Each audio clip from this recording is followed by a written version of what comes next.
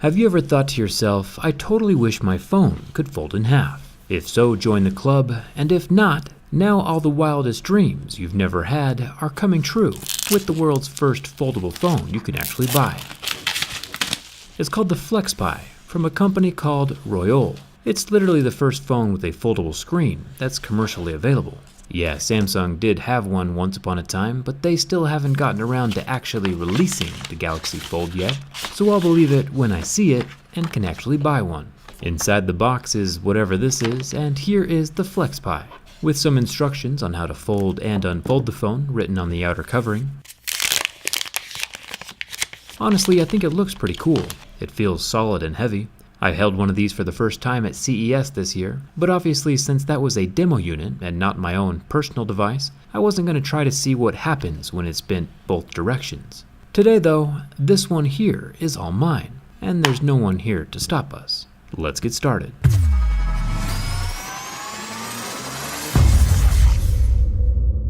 Right out of the box, there are some confidence-diminishing instructions that flash across the screen, like only charge the phone with the device unfolded. And then look here at this massive list of instructions. Don't drop it, keep the surface dry and clean, please avoid sharp or pointed objects. Got it, sure thing. And right below that, it keeps going on to say no screen protectors are allowed, and the phone can't be opened if the temperature is below freezing.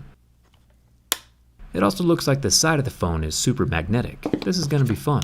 Opening and closing the phone automatically changes how the apps are displayed on the screen. Magnets are the thing that holds the phone shut in the closed position, with a very satisfyingly hard click.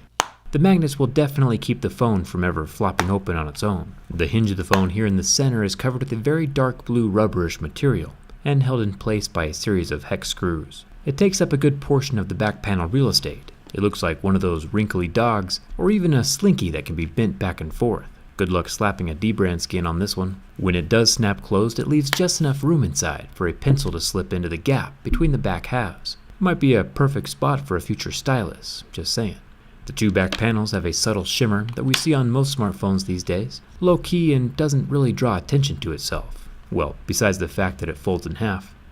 That's a minor detail, of course. You can see how reflective and shiny the screen is as well. The scratch test is going to be super interesting. The weird thing to me though is that the screen is always going to be exposed on the outside of the phone. Always. The whole thing is just there, vulnerable. The whole system functions like an Android tablet, but then has the ability to fold closed to be the size of a phone. It also has memory enough to remember which app was open on which side of the phone each time you flip it around. It also has a little center options bar in the fold of the phone. Honestly, it looks pretty slick. Yeah, the thing is a bit thick, but if it's durable, I could totally see myself using one of these. Trying to think of logical reasons of why I would ever actually need a foldable phone though, it would probably mostly be just watching movies and YouTube, since you know I spend a lot of time on YouTube. This FlexiBoy can watch videos in full screen mode while the phone is folded, and it can also watch full screen videos in the unfolded mode.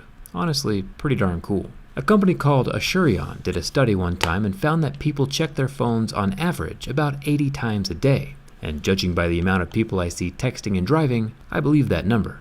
Royole says on their website that this phone is good for over 200,000 folds, so if we're unfolding this FlexPi 80 times a day, under perfect conditions of course, this phone would last almost 7 whole years. That's pretty fantastic, considering that the Galaxy Fold lasted about 7 whole days. Remember, this thing is available to buy right now for a cool $1,300. Let's see what we get for that. Inside the box we get a SIM card removal tool and a microfiber cloth, some USB-C braided headphones, and a USB-C power cable, and a branded power brick. There's no case or screen protectors inside the box. That's interesting. Now that we know everything is working properly, let's start with the scratch test. Knowing what we know about the laws of physics, it's pretty safe to say that the screen is not going to be made from glass, since glass is glass and glass does not bend. The surface of the FlexPi has to be made from a flexible, optically clear plastic. The hardness level of that plastic, though, is up for debate. In this particular case, we see that the level 2 pick leaves no marks on the screen, but the level 3 pick, as it's applied to the surface of the flattened phone, starts leaving indented grooves all along the whole surface of the display. This is why there was warnings when I first turned on the phone. The FlexPi gets permanently damaged at a very soft Mohs level 3.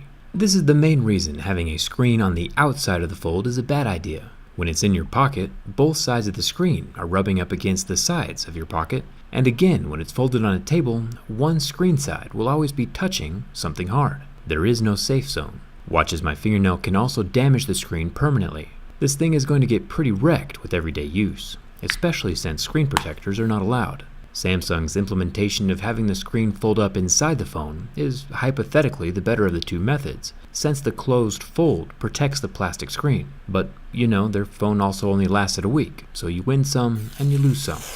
Checking out the top of the FlexPi, moving from the plastic layer up to the top panel, there's a definite ridge, and that panel is made from glass. My razor is doing no damage to the surface of that, at least. The internal magnet is also pulling my razor all over the place, even holding up my pry tool with its own magical magnetic strength. It's super strong, probably because that hinge won't let the phone stay closed without it. Little trick I learned from Marquez with this magnet paper. We can see the large rectangular magnet right dead center inside the glass panel. We can also see the two bottom loudspeakers in the center of each half, and over there in the bottom corner is the vibration motor, also made from magnets. There's another large rectangular magnet on the other side of the phone to help keep things shut. Pretty darn cool. We'll take a look at the insides of the FlexPi during the teardown, if it survives the rest of this durability test. There is a dual-tone LED flash alongside the dual camera lenses. A 16-megapixel normal camera is paired up with a 20-megapixel telephoto camera. No complaints here. Having multiple cameras that offer different perspectives is really the way to go. That's one of the things I'm looking forward to when I finally upgrade my personal Galaxy S8 Plus. With so many sides to analyze, and this might take a minute, the bottom right quadrant has a loudspeaker grill. The bottom has the power button, volume up button, fingerprint scanner, and the volume down button, in that exact order. The fingerprint scanner chilling here in the middle is in a weird spot, but I'm not judging. Even after scratching up the surface of the scanner, it was still able to read and recognize my fingerprint nearly every single time. The bottom left quadrant has a whole lot of nothing, except more metal. The hinge portion is where things start to get interesting, and we'll talk more about this in a second, but Royole has literally trademarked the name cicada wing as the name for this thing. True story. A cicada is a super gross bug, and I have no idea why in the world they would choose that to brand their phone with. I give Apple a hard time about a lot of things, but at least they don't name their phone parts after bugs. The rubber portion has little air pockets in it to allow the flexing between the hinge segments. The rubber wrinkles sit over the little voids in the hinge, kind of like when grandma pulls your cheek. It's all kinds of squishy. The top left quadrant has more metal, along with a USB-C charging port and a SIM card tray. Really nice of Royole to include an SD card slot. Adding movies and media to the large screen will be super easy. The top of the phone has more metal and a few plastic antenna lines. Honestly, the more I see, the more I like. It's a really super fun phone. Checking the back panels where we would normally see glass, this Flexi Boy has large plastic rectangles. The phone is heavy enough that initially I thought the panels were made of glass, but it is not. My razor blade's making short work of the surface, which is actually really good news for us, because now I get to tell you more about this vile little cicada bug that Royole is so proudly naming their phone after. Now, I don't care about most bugs. They don't bother me, I don't bother them. But cicadas are in a realm all of their own. These cousins of crickets swarm out of the ground every 13 years. Then they shed their crunchy potato chip skin like a snake, grow wings on either side of their body, and then cicadas make an incredibly loud, incessant noise by vibrating membranes on their abdomen. That's more annoying than any sound I've ever made. Then the cicadas go lay their eggs in tree branches, which kills the branch, making it fall to the ground, where the baby bugs can crawl out into the ground and wait for another 13 years before they can pop out and start the whole process all over again. This is a true story. The cicada wings are slightly separated from one another, like the folds of this phone, so I can kinda see why they're named after each other, but still, gross. The bugs should be burned.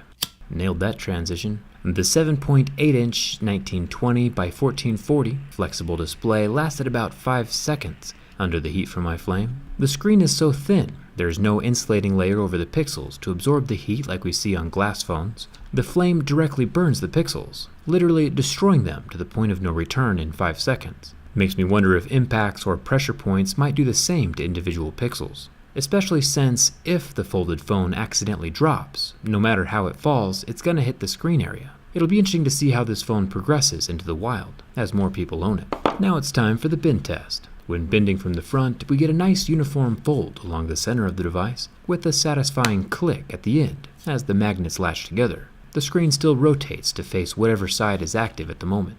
Opening the phone up, we see no permanent kinks or cracks in the frame, thankfully, or this would be pretty awkward since that's the way the phone's supposed to bend. Alright, here's a few more times now, just from the front because I'm kinda legit nervous and I feel pretty bad about what might happen next. I've been curious if a tight pants pocket might be able to collapse or crush the folded phone. Since it has the large gap in the frame, it's kinda just asking for trouble. With a full palm grip and 100% effort trying to crush the phone single-handedly, nothing happens. The hinge is intact and the phone is still totally operational.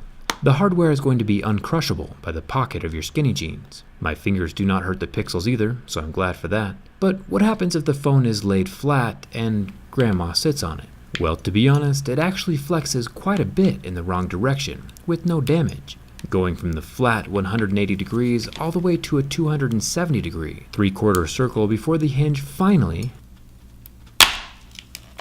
snapped in half, breaking at 2 points. But the phone itself is still turned on and functional, even after bending in the complete opposite and wrong direction. The FlexPi swings both ways. Even with that crack in the hinge, it still folds shut normally. And then when bending back out the wrong direction again, we can see how paper thin the display really is. Royole is currently putting this same display technology on t-shirts and hats for about $900 each. I do think we gotta be honest here for a second. This thing is lasting a lot longer than we all thought it would. Look how tight this fold gets.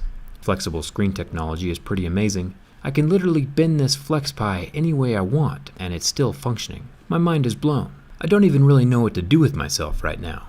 This thing survived longer than the iPad Pro. Thumbs up for that. Royole might have just single-handedly made my bend tests irrelevant with this invincible foldable display. Well, until this happened anyway.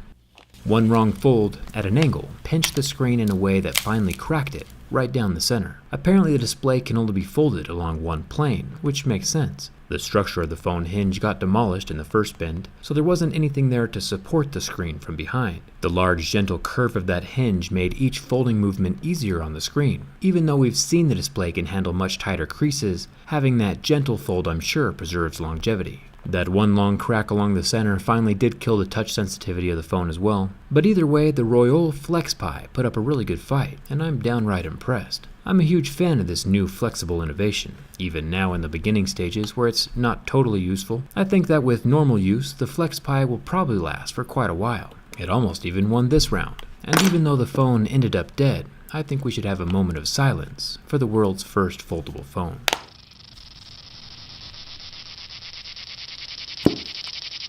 Do you see yourself using a foldable phone in the future? Also, should we perform an autopsy on the FlexPi to see the insides? Let me know down in the comments. Hit that subscribe button if you haven't already. Come hang out with me on Instagram and Twitter. And thanks a ton for watching. I'll see you around.